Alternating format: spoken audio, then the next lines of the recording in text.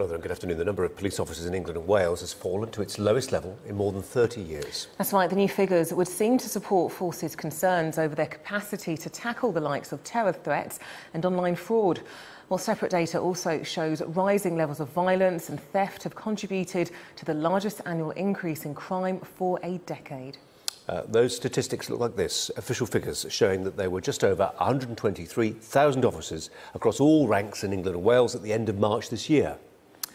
Well, that's 862 fewer officers compared to last year, and the lowest number since comparable records began 21 years ago.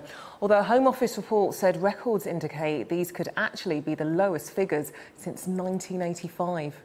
Well, it comes as statistics from the Office for National Statistics show that in 2017 there has been a 10% increase in recorded crime compared to last year, which is the largest rise in a decade. Well, then Police Minister Nick Hurd said the government will listen to all calls from forces for better resourcing. What we hear very clearly from all levels of the police is a very clear message about, look, we feel very stretched, we feel very strained, in part perhaps because of the terrorism instance we've had to cope with, but also because the pattern of crime is changing, becoming more complex.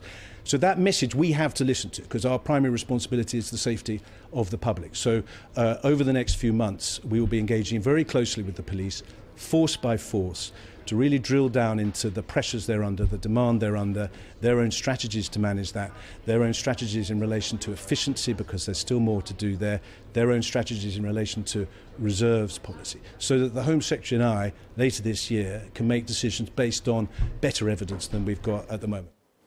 Well, our reporter Olivia Kinsley is here looking at these figures, and people will make a connection, Olivia, won't they, between the fact that there are fewer police officers on the beat policing and a rise in recorded crime. Yes, not least of all, of course, the police themselves. This will only back up calls from them saying they're under pressure, they're under-resourced and that they can't cope. And we've seen some examples of those pressures in recent months with those awful attacks in London, at London Bridge and also at Westminster Bridge and, of course, in Manchester. And now we've also got the Metropolitan Police dealing with this huge criminal investigation into what happened there.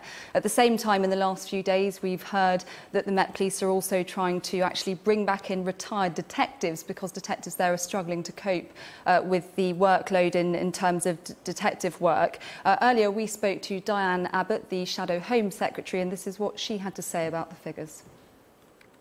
We're aware that in our big cities like London and Liverpool, we are seeing rising levels of gun crime, knife crime and violent crime, like the recent spate of throwing acid in people's faces.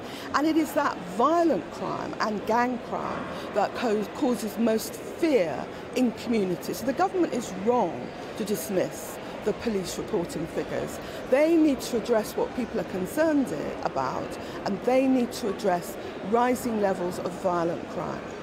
We're calling for the absolute importance of recruiting more police officers. At the very least, we would like to recruit 10,000 more police officers, and we would look at this because it's not just a question of the overall number, it's about the particular skills they have, but that would be a question for local chief constables. But as a start, we want to recruit 10,000 more police officers.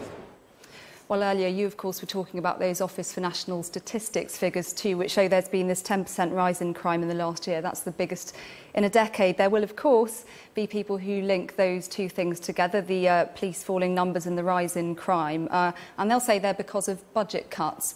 The government says it has protected overall police funding in real terms, but there have indeed been budget cuts in recent years, including, of course, in the last government when Theresa May was Home Secretary. She's under pressure over Brexit. She's under pressure within her own cabinet. Are we now going to see her coming under more pressure over these figures too? Olivia, thanks very much.